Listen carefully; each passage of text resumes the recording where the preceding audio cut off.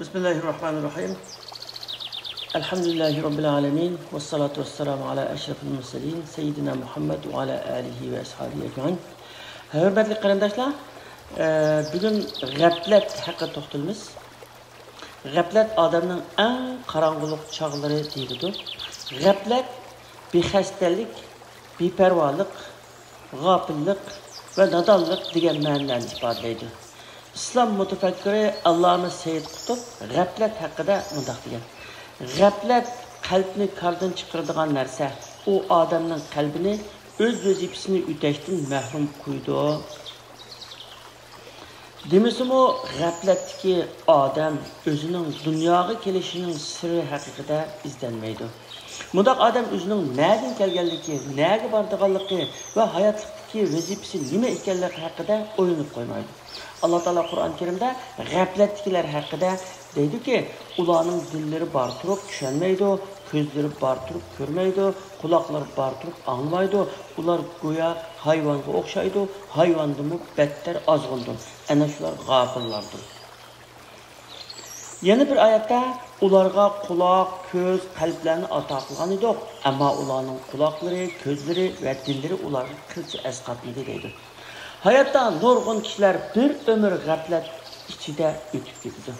Ularning dunyoga kelib ketganligidan tilga olgudak, faxrlangudak va aslab turgudak birer iz yoki birer xotirasi qolmaydi. Ular go'yoki dunyoga kelmagandakla unutilib ketdi. Ular qumga singib ketgan sudakla yerga singib ketdi. Ularni hech kim eslamaydi. G'aflat intayin yomon illat. Kur'an-ı Kerim'de g'aflatda qolganlarning ziyon tortilganligi haqida ko'plagan oyatlar kelgan. Yana ba'zi kishilar ömrünün ko'proq vaqtini g'aflat bilan o'tkazgan bo'lsa-mu, oxirgi ömrida g'aflatdan uyg'onib, o'zining insonligiga, musulmonligiga loyiq ravishda yaxshi ishlarni qilish orqali ilgariki g'aflatdagi hayotini o'zgartira oladi. Hikoya qilinishicha, bir baliqchi bor ekan. O balıkçı her gün seherde deniz boyuga çıkıp kunlik işini quyoshning chiqishi bilan boshlaydi ekan. Bir kuni atigarak chiqib qopti.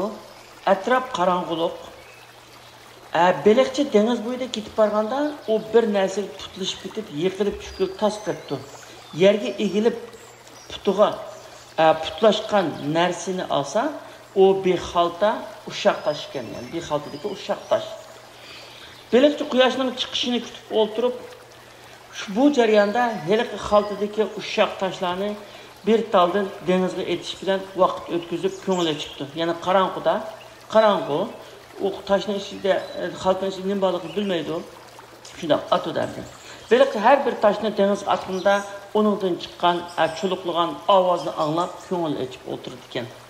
Oxirgi tashni atgan vaqti quyosh chiqqan, atrof yurishga boshlagan vaqt ekan. Balıkçı qo'lidagi atmoqchi bo'lgan oxirgi toshga qarasa, u yaltirab turarmish. Balıkçı to'xtab turib, uningga inchikilab qarasa, u olmas ekan.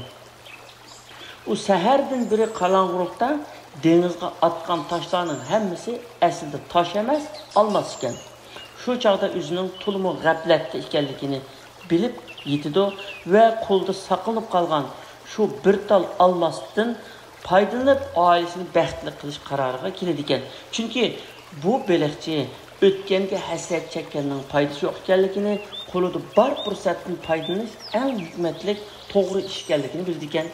Biz o'tib ketgan ömrimizni qaytarib aklashga qodir emasmiz. O'tib ketgan ishlarga pushaymon qilib hasrat cheksak, o'zimizga ziyon solgan bo'lamiz. Xuddi tortilib bo'lgan unni tortganga o'xshab bema'ni ekandir. Şuna qilib qolgan ömrimizni ma'nilik o'tkazishga tirishsaqla, shu bizga yetarli ekan. Alloh taolo bizni g'aflatda qo'ymasin va hushyor mu'minlardan qilsin. Amin.